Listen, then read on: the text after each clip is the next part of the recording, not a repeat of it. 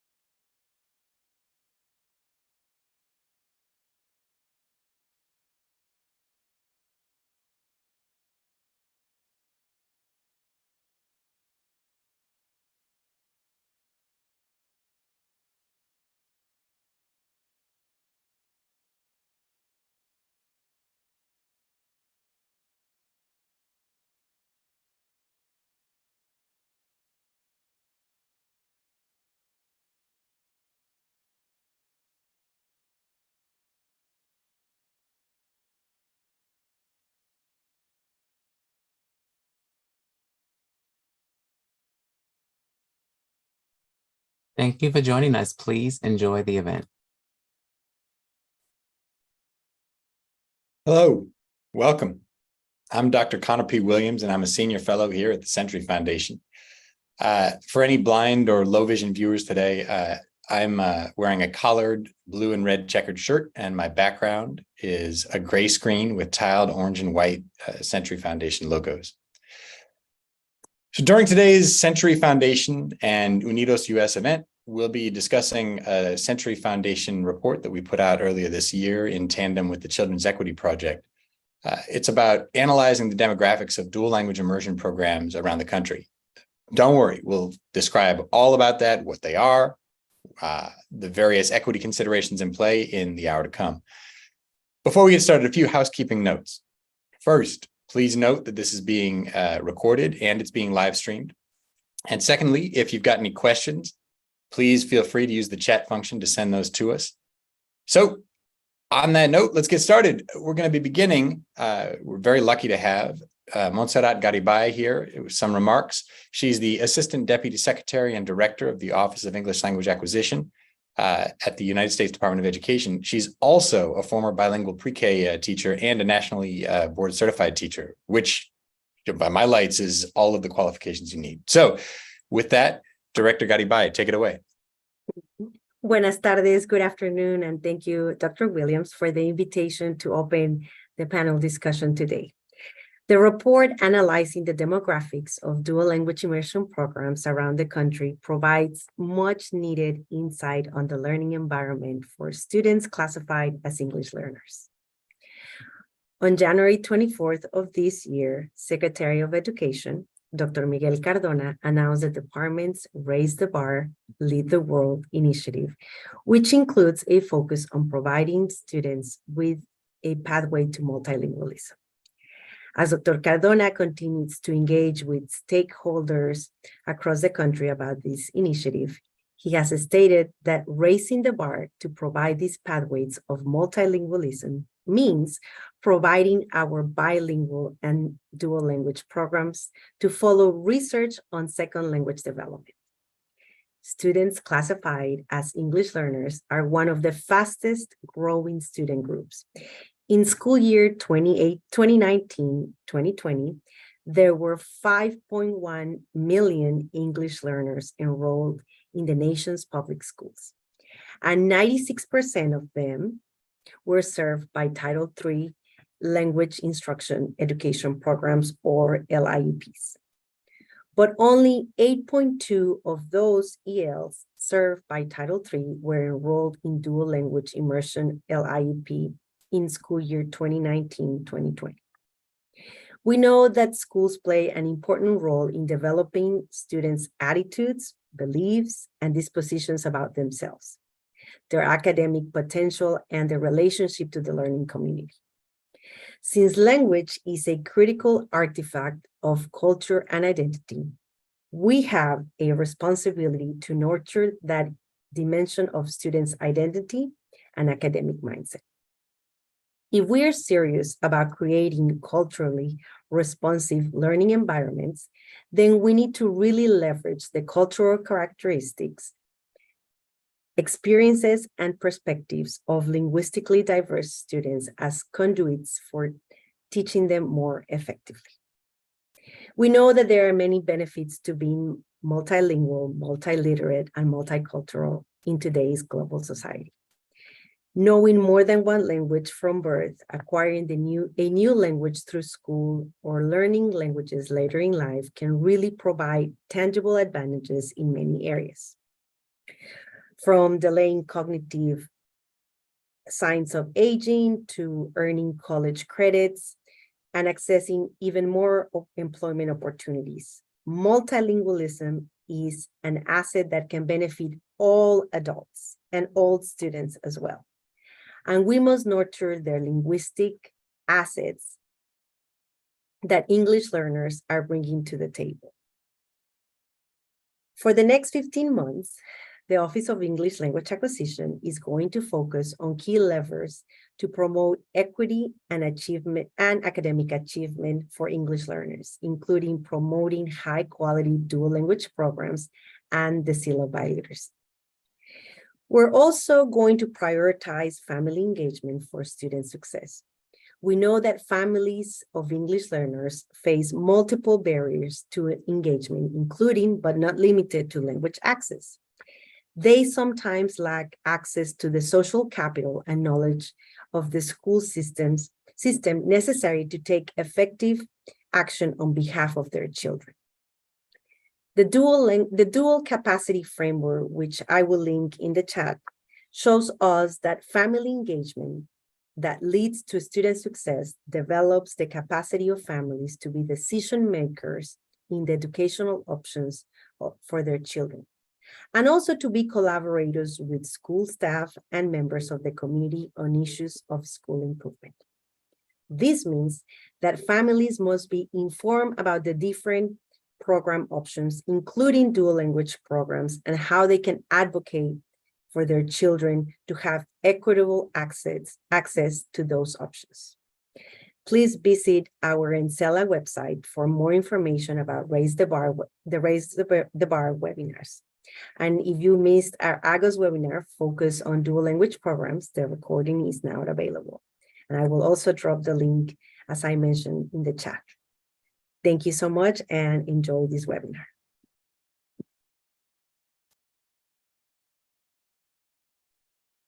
Thank you so much for those remarks, Montserrat. I'm Astrid Galvan. I am the editor of Axios Latino. I am wearing a blazer with checkers on it. Welcome.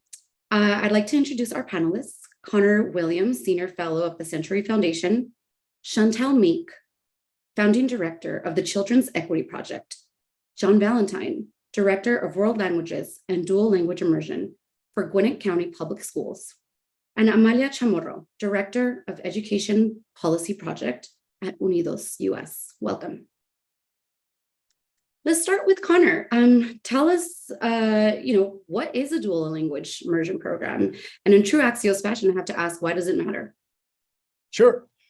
Yeah, so the truth is, of course, dual language immersion is not the sort of thing in public education that has a standard definition everywhere yet. However, the key functions of these programs are these. Academic instruction is given in 2 languages, and the goals are academic success, of course, but also full proficiency in both English and in another language. That means bilingualism. That also means biliteracy. So that's dual language immersion, except there are so many different flavors. One-way immersion, one-way dual language immersion, for instance, is where academic content is given bilingually to a group of students who are usually all of the same linguistic profile. So you're learning academics in both Korean and in English, and all of the students in this class are Korean dominant students. They speak Korean at home. That's their primary language when they arrive at school. Or, same definition, one-way dual immersion, all of those students are English dominant. That's their primary language. That's what they speak at home. So that one-way dual immersion can be either of those 2 things. Two-way dual immersion is where the academic instruction is bilingual, but the social life of the school, of the classroom, and also the social enrollment of the school is bilingual as well, meaning that usually roughly half of the students in two-way dual language immersion programs are Spanish dominant or French dominant or Vietnamese dominant, and the other half are English dominant students. Within these, there are infinite other permutations.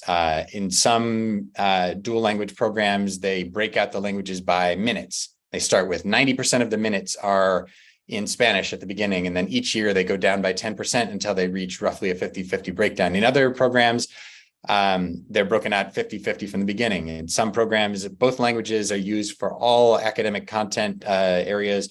In some programs, they shift by academic content area. So there's lots of other variation within it. Why do they matter? At the moment, it's that these are the best way to meet the needs of English learning students, and they're very exciting for students of all backgrounds as a way to grow their multilingualism. Thank you for that. Kind of playing off of that, John, can you talk about, what's the promise of dual language immersion programs, and specifically, what are the benefits for English language learners? So the promise that we make to families and to students are that anybody who enters the program, first and foremost, their content, what they're able to do in English is as good as any non-DLI student. So we hope then, or we tell parents, and we promise parents, and we measure and make sure these things are true, that your student will become bilingual, will become measurably bilingual, measurably biliterate, and then able to function within multicultural environments. And that's something that's very useful for all the students enrolled in the program. From the perspective of the dual language immersion students, when we're looking at them, we call them multilingual learners, so our ELs, or whatever term we're going to use. For those students, there are then additional benefits as well. So for example, we hope to see those students potentially in their need for ESOL services faster than other students in programs, because they're becoming biliterate, and we know what happens with the brain. We also hope for these students to gain a different insight into what it means to be bicultural, to have that sort of that feeling of pride. We also know that students that are multilingual learners who maintain any sort of enrollment in a bilingual education program tend to have higher rates of graduation. They tend to have higher self-esteem, and they also tend to have higher and better connections with their families, because their Spanish is improving year after year after year, so they're able to maintain those connections. Amalia, what's the policy benefit for dual language programs?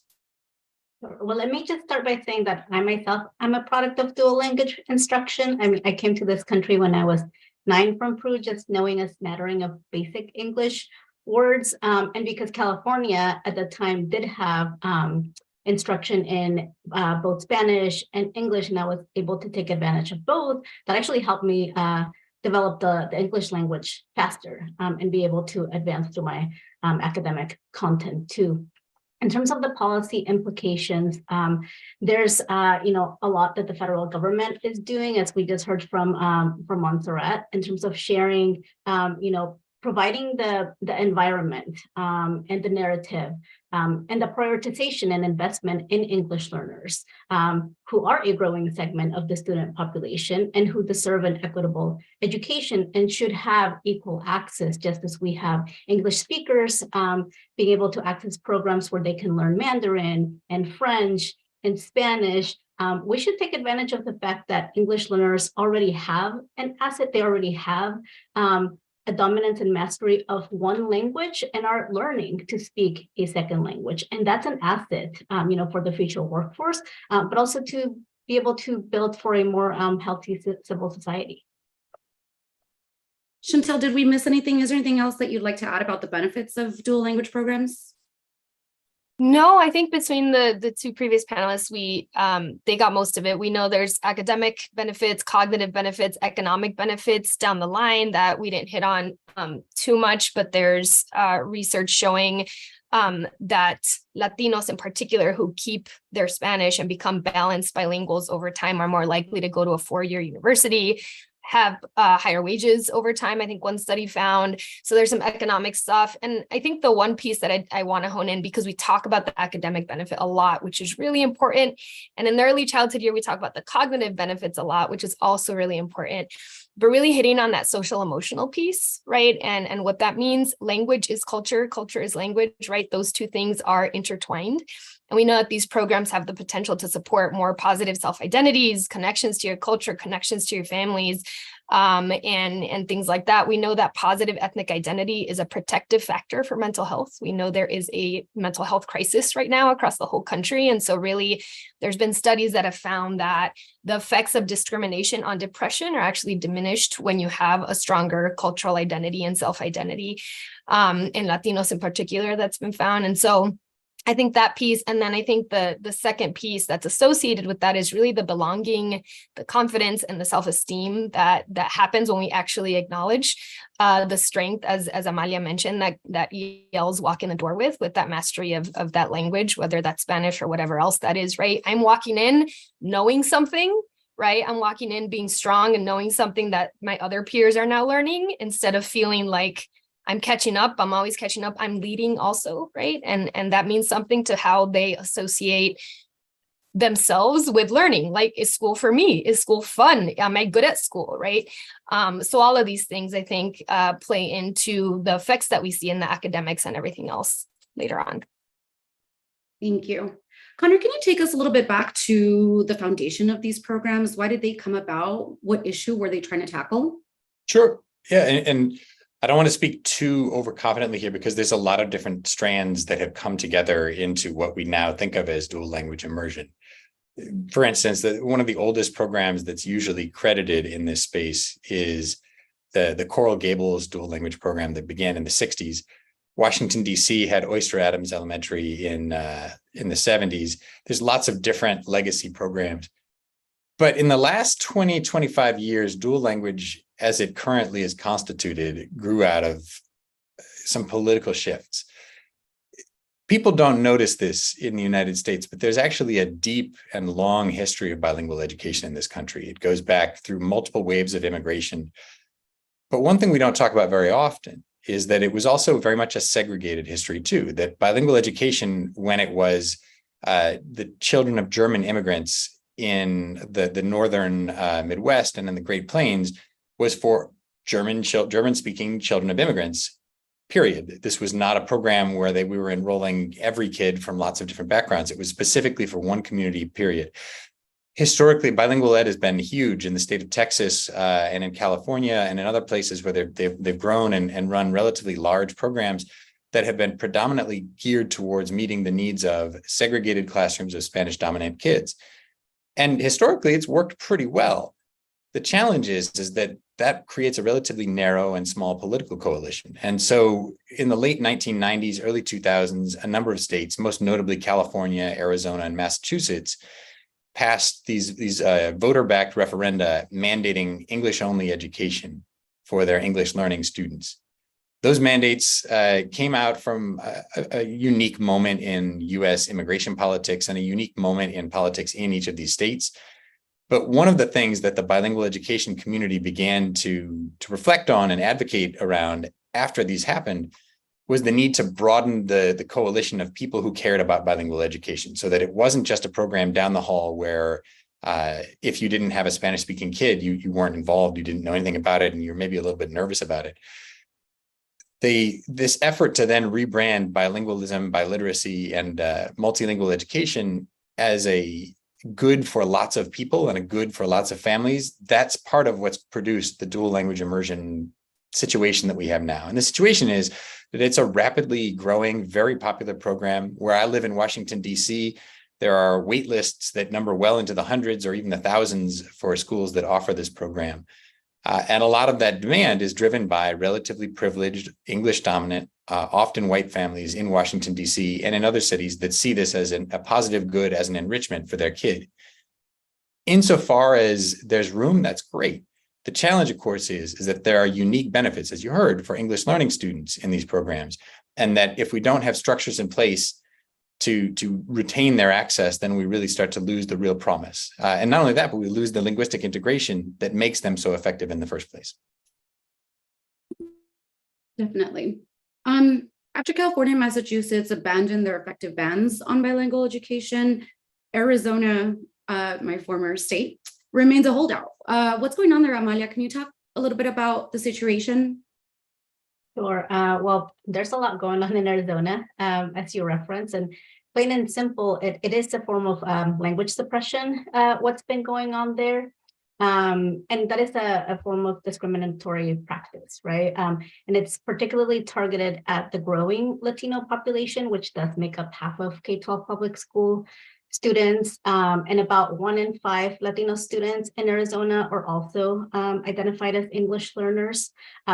So we are a growing segment of the population, and henceforth the electorate, which does present a threat to some folks in power. So as Connor referenced, over 20 years ago, right, we started to see sort of like a wave of these voter initiatives in California, Arizona, Massachusetts, and Colorado, which passed in California, Arizona, Massachusetts, failed in Colorado, but in Arizona, those policies are largely still in place in terms of the English-only policies, instructions in school. So that was the English for Children voter initiative, which was passed by a majority of voters. And I would say that, I mean, we have looked at the data for ELs since that policy was enacted through today. And if the goal of that initiative was to improve outcomes for ELs, it's clear that that law has been a failure and those policies have not resulted in improving outcomes for our English learners. And not only did Proposition 203 fail to improve students' English proficiency, but we continue to see wide gaps in academic outcomes compared to their peers. Now, I do think it is important, though, to acknowledge the work and continued advocacy that organizations and partners on the ground have done during the last 20 years plus to mitigate and rectify the impact of those harmful policies. So about 4 years ago in 2019, advocates were successful in getting the Arizona State Legislature to unanimously approve a bill that eased some of those restrictions of Prop 203 and enabled the Arizona State Board of Education to identify and approve research-based models for English instruction of ELs, which did include a dual language model, the 50-50 model, which provides for multilingual learners participating, getting half a day of instruction in English and then the other half in a second language. And we have seen a growth in that model across Arizona, which is now employed by about 26 school districts that are employing that 50-50 dual language model.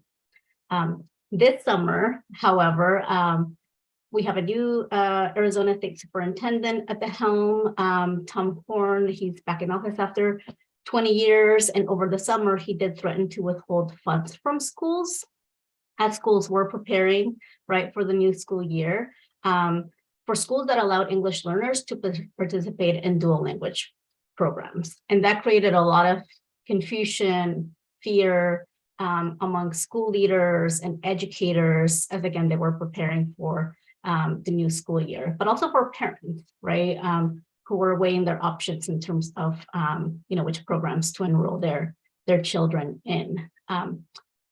Just in July, so just last month, Arizona Attorney General did issue a formal opinion to clarify the authority that the state superintendent has. And that formal opinion stated that the state superintendent does not have the power to punish schools for using dual language instructional models. Only the State Board of Education has the authority to modify or invalidate a teaching model. Again, the 50-50 model was a model that the state board itself had vetted and approved. And so that is still in place because the state board did affirm after the Attorney General's opinion that it would neither modify or invalidate that teaching model. And that's really important to emphasize because, as I said, Superintendent Horn's vocalization and expressions of what schools could not do with respect to EL access to dual language learners just created a lot of questions, a lot of uncertainty. And so having this legal opinion issued by the state attorney general has provided clarification. But at the same time, we continue to see the state superintendent continue to push for, burdensome process for schools to be able to provide access to ELs in these programs. So bottom line, what needs to be done in Arizona is to repeal that foundational law, Prop 203, which there have been efforts, including by UnidosUS and our partners on the ground. Over the last few years, we came pretty close. In 2019, just fell short of getting the bill referral onto the Senate floor, but it has bipartisan support. And at that time, we had bipartisan support from both parties in the Arizona state legislature. We had also issued and released a poll back in 2019 of Arizona voters with the Helios Foundation, which found that 6 out of 10 respondents supported dual language instruction. And as I shared, we have seen more of those types of programs in Arizona, which I would hope that new survey results would find that support has. Chantal, could you briefly explain the shift toward these programs? We saw California undo its proposition. We see that Utah, which is, a conservative leaning state, has a robust dual language program. What kind of shifted things in a very different direction than if they were, in the late 90s, early 2000s? It's a great question. I can speculate. I mean, clearly Prop 203 is an old and outdated voter initiative, as Amalia mentioned, with similar funders as those who funded the California and Massachusetts efforts back around the same time period. Arizona just had a more challenging political climate than California and Massachusetts when it came time to repeal that and roll that back in different leadership.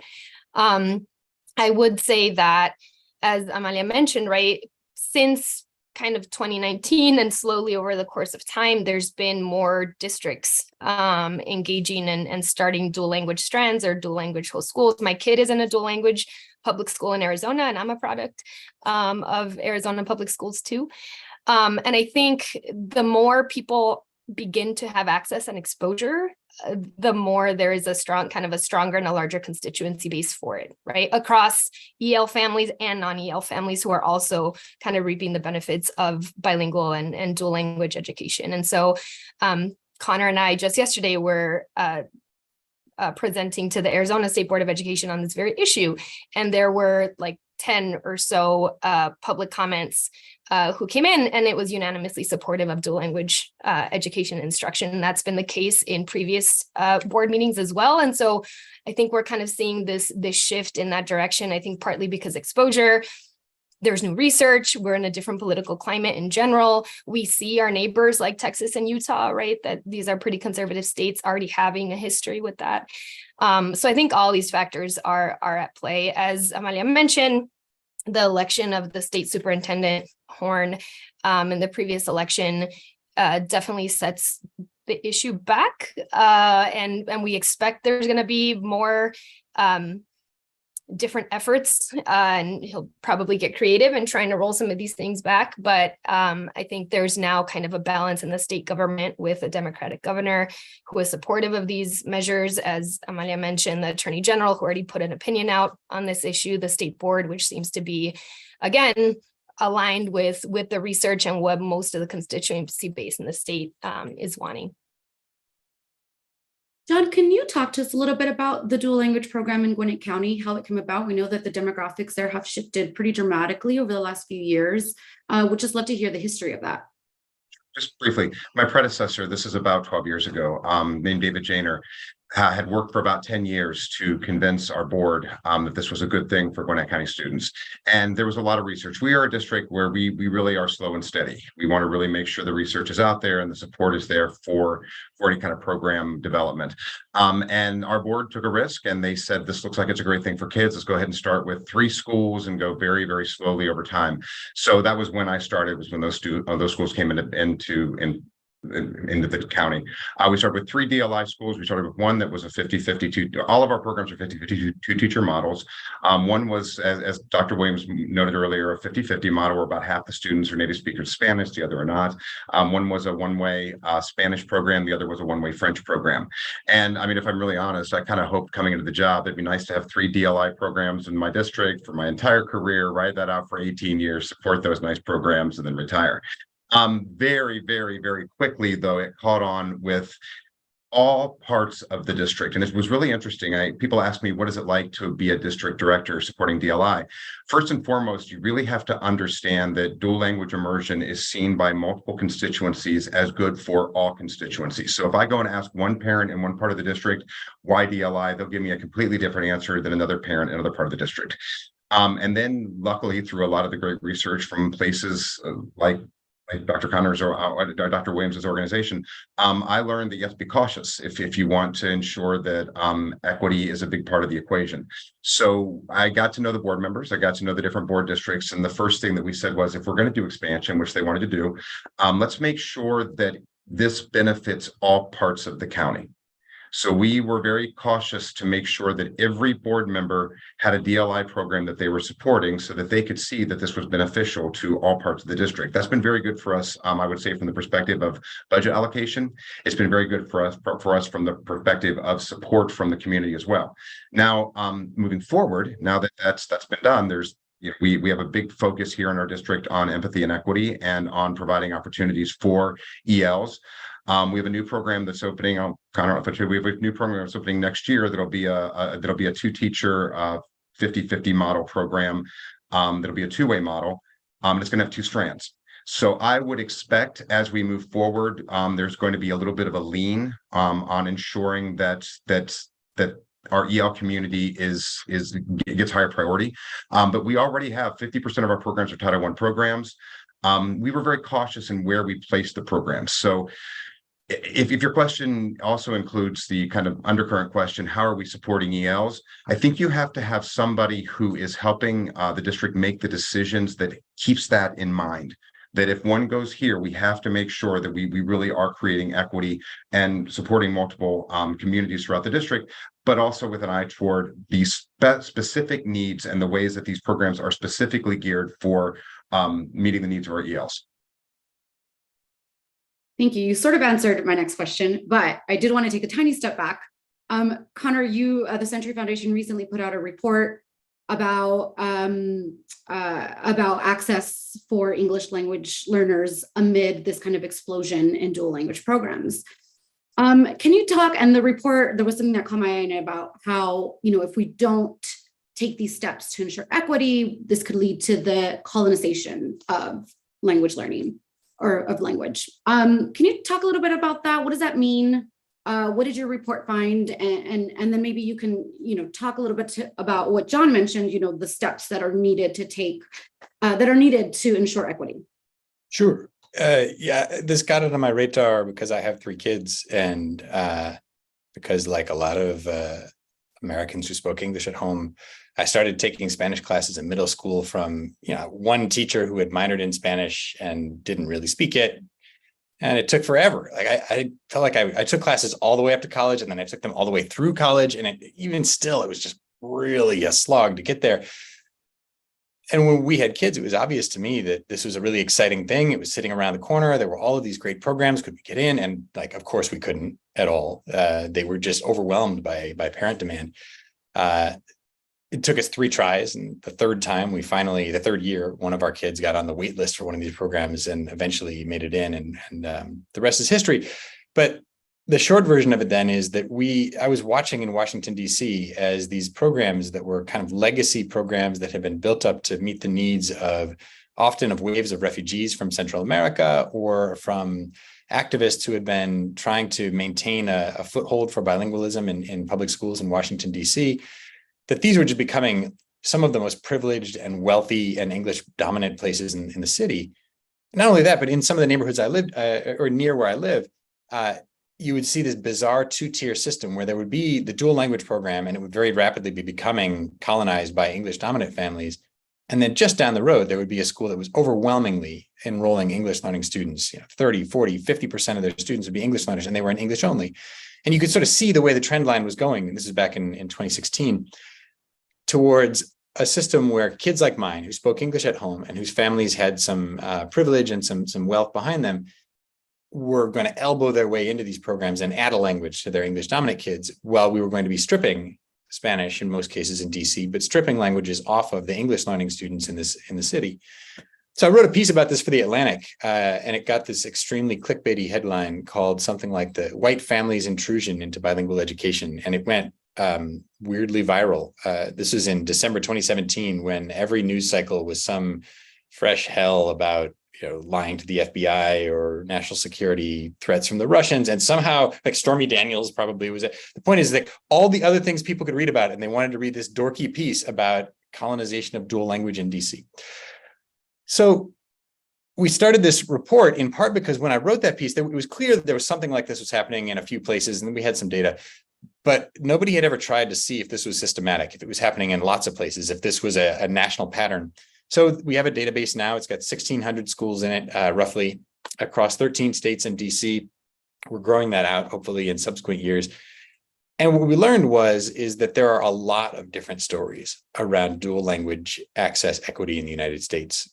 As John mentioned, the story in Gwinnett County is very different than DC. The story in Utah is very different than it is in Dallas. The story in LA is not the same as it is in New York City. There are lots of very different contexts and different parent demand and different linguistic diversity of particular communities.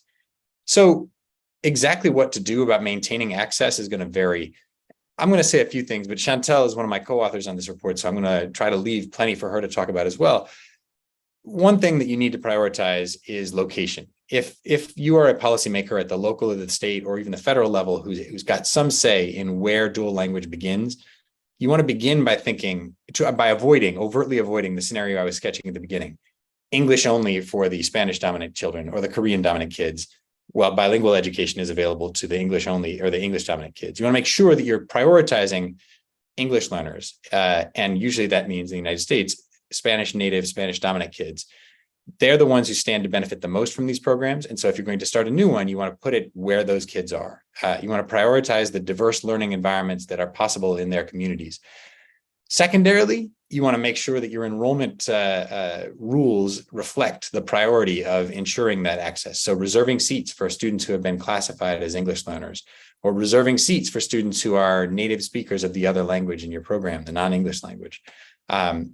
If there's a lottery, weight that lottery towards English learners to make sure that they get their proportional share of the program. So I could keep going on this forever, obviously, but let me stop and let other folks in. Go ahead, Chantel. I think Connor, you hit on all of the strategies, or lots of the strategies that we kind of call out in the report. I mean, I think I'll just add that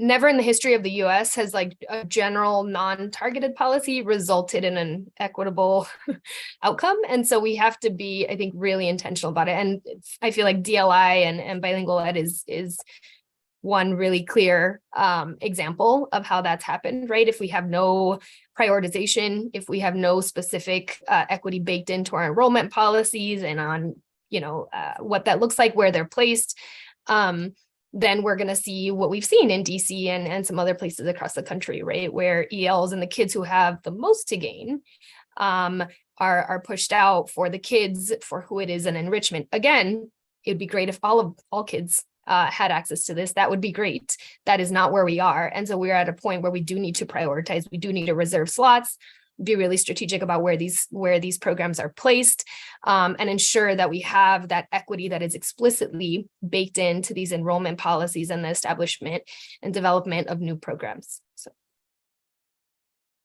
Amalia, you have kind of a bird's eye view of everything going on around the country. Can you tell us a little bit about how these programs are executed? Like, do states who have these programs have John Valentines who are whispering in the ear and telling them, be thoughtful about this, be mindful of this, strategize this way? Or is it kind of, just kind of playing it by ear? Like, how are districts all around the country executing these programs? And, where are, aside from Arizona, which we've already talked about, where are some of the places that maybe are problematic or need a little bit of help? Yeah, so I mean, I think like John shared, right, it really depends on the landscape and the context and where the opportunities may be, but also leadership, right? At the school, at the district level, and at the state level, right? For state policymakers to, provide districts, one, with the investments in funding and support and technical advice for school districts to be able to actually implement these programs to meet the needs of their communities and the demand of parents, right, and those districts who say that they want, these types of dual language programs for their students. So it really does, I think, matter a lot and has a lot to do with educational leadership, and also knowing the needs of the community and where public demand lies. I would love for each of you to answer this question. Looking ahead, what's coming next for dual language education? What's the next frontier? We'll start with Connor. Yeah, a couple of things. I think I honestly, I want to defer mostly to John on this because John is actually involved in the design and implementation of programs, but I'll give a couple of guesses and you can correct me, John, and I won't be offended. One thing that I think when I look around the field is you have to begin with teacher diversity, because at the moment, the growth of these programs, the supply of these programs is heavily constrained by our ability to actually offer bilingual instruction, right? You can't do dual language if you don't have a teacher who can teach in Mandarin or in Japanese or in Russian or in Spanish. The US teaching force is overwhelmingly monolingual. If you're curious about that, we just put out a report here at the Century Foundation about some of the structural reasons that's the case. Why are US teachers mostly monolingual? Why is it harder for bilingual teacher candidates to make it to the classroom? Got a whole report for you, went out yesterday. We'll send a link out to everybody who attended, but also just check on our website. So number one is there's this ongoing crunch. It's not so much the future, but the past, the present, and the future of dual language right now. How we address that issue is going to shape everything else. Two, and I'm thinking about this a lot because one of my oldest now, who's been in one of these programs since 2016, is now a 7th grader, is that while there is, I think, an emerging series of field agreements about what dual language needs to be and what some of the key elements are and what it looks like in primary, the secondary dual language model, middle and high school, it's a lot more complicated. We just haven't really figured out something that's like a clear system for here's how you do it in Gwinnett, here's how you do it in Delaware, here's how you would do this in Maine, Nevada, what have you. Some of that is just structurally really difficult. I mean, think about the US secondary experience. If you're a middle schooler or a high schooler, you get tracked more, you get to choose some courses yourself. If you're a principal and you're trying to run your school half in Spanish, half in English, and the marching band class has to happen at the same time as AP biology, but AP biology was going to be in Spanish, but then kids who are in marching band can't keep going in immersion. The next thing you know, it just gets very complicated very fast. So I think somehow we need to address that. And then I'll just make a quick reference to the seal of biliteracy, which we heard Director Gadibai mention at the beginning. The seal of biliteracy, if you're not aware, is this essentially a bonus, a star, a credit, a boost to your diploma when you finish K-12 that indicates that you have achieved proficiency in 2 languages at least. And so that means you through some state-determined criteria, you have demonstrated you are proficient in English and in another language. I think that as a credential and as a policy is going to continue to shape where dual language goes and what it means. In some states, if you have that seal of biliteracy, you get college credit in the state universities and colleges. Some states you don't. In some states, it means various things. There's probably ways, for instance, to link up having the seal of biliteracy to some sort of a fast-tracked teacher training program that gets you into teaching as a dual language teacher someday. So again, I could riff on this forever, but let me stop there. John, can you add to that? I appreciate Connor actually just hit all the things that wake me up when in a cold sweat at 3 a.m. So thank you. That was really well done. Those are all the monsters under my bed. First, yeah, he's right. Every single thing he said, he is dead on. I mean, this is somebody on the ground. It's a first and foremost pipeline. I like how Chantel said that we'd love to have this for everybody, but we are really functioning right now in a deficit mindset. There are not enough of anything. There's some good work being done in teacher pipeline, and what's nice is the next generation of teachers, if we can really harness them. I mean, the way that a child in DLI right now, and a parent who has a child in DLI views this, if you can get to them and say, my gosh, you're in 6th grade, look what this did for you and your family. Wouldn't you love to be a teacher in this program?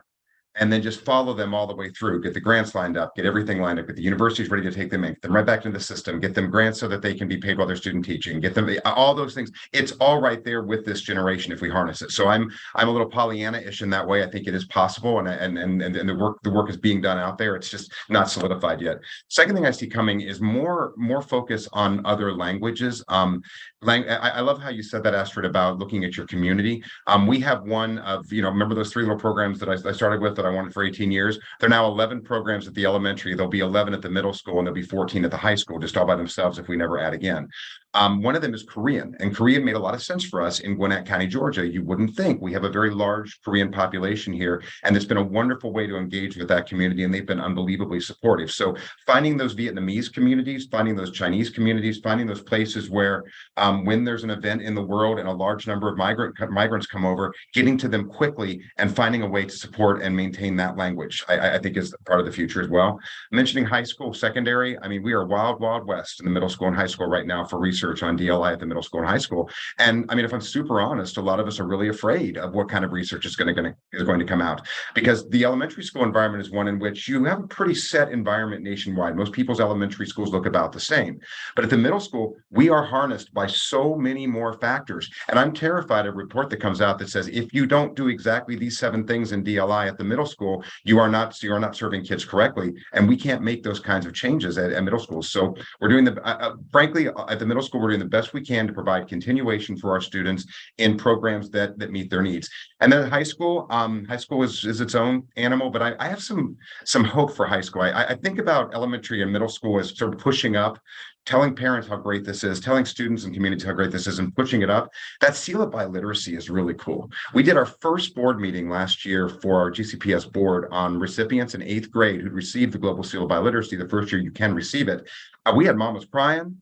We had the board standing up applauding when you explain to them what it is. It's a huge deal. So utilizing that, kind of pulling up at that point, saying, gosh, don't you want to earn this? You should stay with the program. And then finally, I love the idea of once we have a cohort of these students who graduate, getting those 20-year-olds back in who are in the job market, who've done things with their careers, back in to tell kids, you best do this. You better be on this. You better take this seriously. This will change your life.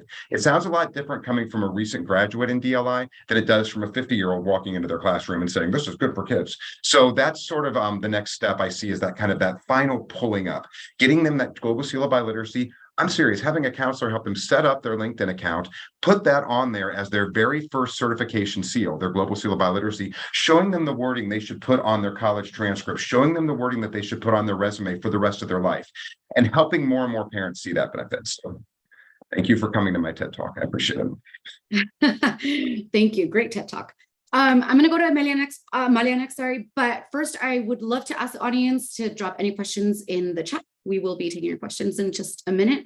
Amalia, do you want to close this out? Is there anything that you'd like to add about the future of dual language programs and what you see happening next? Sure. Yeah. No, I would say that there's definitely more public demand and I think parent demand for dual language programs. So we recently in July released a poll with one of our affiliates, National Parents Union of Latino Parents across the country.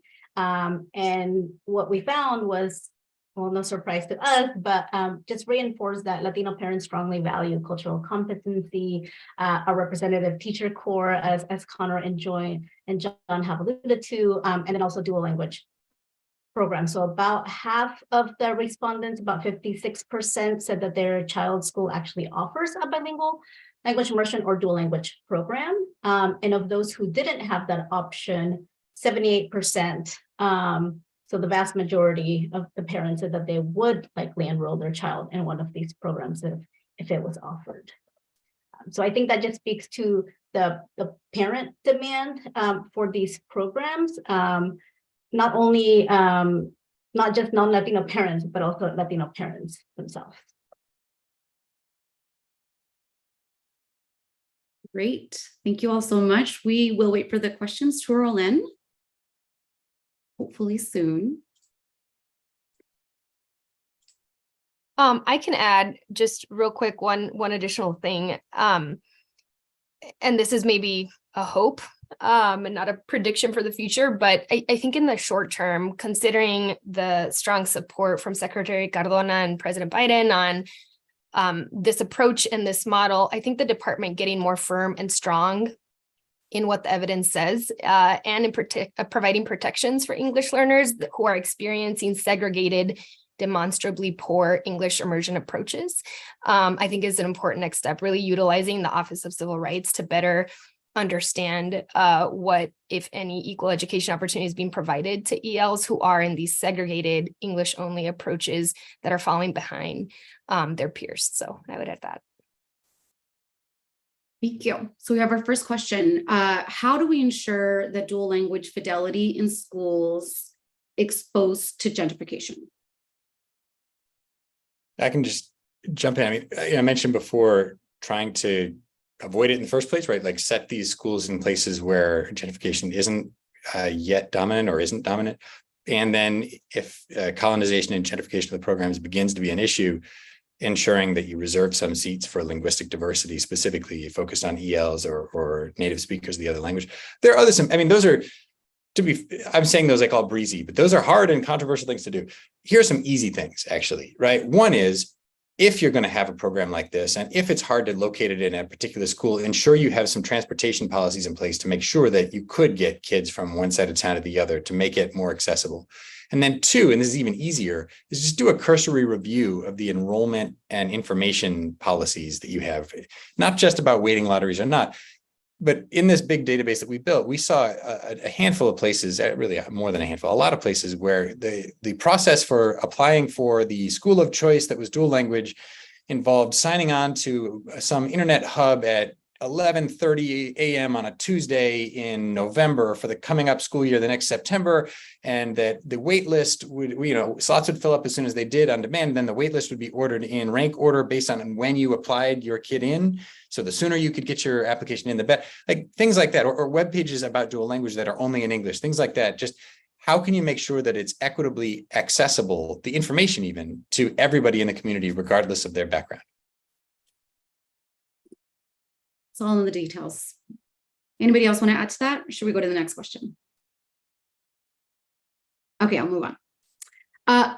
Hiring bilingual teachers is a challenge in my community. Might there be any financial support, grants, or incentives from the Department of Education to help dual language schools recruit and pay competitive salaries?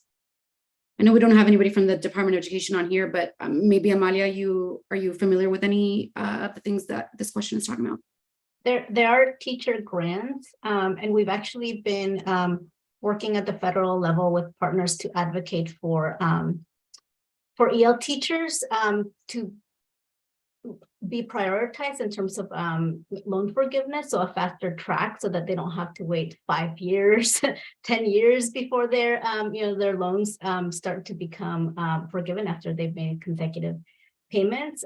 So that's still an effort. There has been legislation introduced in the past few sessions on that front. And so, also working with the department, to make sure that we are developing and fostering the pipeline for educators and multilingualism, right? And as Connor and John, shared, it's so important to have the educator workforce, right? To have that available to actually be able to expand on these programs. I say just a couple things. There's a great piece that just came out from an organization called the Century Foundation, and they talk a little bit about some of the things that are being done. And we were very grateful and fortunate that there was some reporting in there on some work that was done in Gwinnett County. If you're somebody from a school district asking that question, my first piece of advice for you is going to be contact a university that might be interested in partnering with you, because often universities are more adept at gaining some of these grants, some of this financing, and have offices that are a little better at that than sometimes secondary folks are. For example, we've worked here in the district. We have a signing bonus that we give to all bilingual teachers, so $4,000 signing bonus. That's something. We partner with a university called Georgia Gwinnett College, which is a very large, fast-growing college with a huge native and heritage speaker of Spanish population. And they got a $3.7 million grant through the Department of Education Teacher Quality Partnership. There's also another grant that Georgia Gwinnett's running that they are working to help pay some teachers who are currently in the classrooms as student teachers. They do some of that through Title II. So that conversation, which we've all sort of talked about, the dearth of conversation between higher ed and K-12, I think in DLI, there are real opportunities out there through the federal government. K-12 may not know how to access them, and a conversation with higher ed might be very useful at that point. This has been hugely successful for us. We actually have 12 student teachers in our school district right now, sitting in our school district, who came through Georgia Gwinnett College just from building these partnerships. We don't use J-1 visas, so we have to hire all of our teachers in other ways. So I strongly recommend that. We're going to go to another question. Are there any recommendations or thoughts on how policymakers can help expand capacity for dual language programs? Teachers are an absolute, but what about educator tools, etc.? Chantel? Sure. And Connor, you can add if you have more. Yeah, I think this is a huge area, all of the tools, right? The instructional tools, curricula, assessments, all of the things, right? We have some stuff, right, in some languages, especially Spanish, not everything, but there's lots of other languages spoken in the country where we have very few tools, very few instructional materials and so on.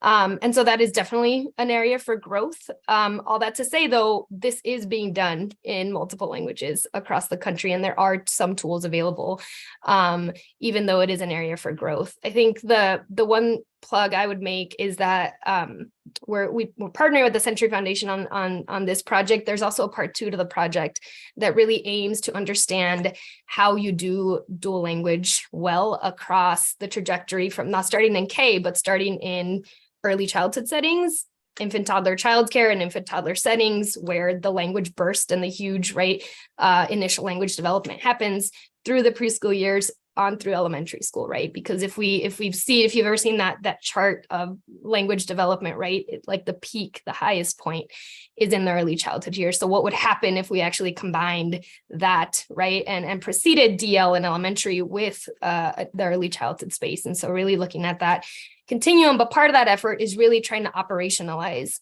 how you do this well, right? And that includes curriculum, that includes workforce prep, that includes workforce development, that includes assessments, your program policies, your family engagement strategies, it includes all of that. So that should be coming out some point later this year with more information on that. But I think the second part of that question that I saw in the chat was, thoughts and approaches about tapping parents and families who are going through the program as educators.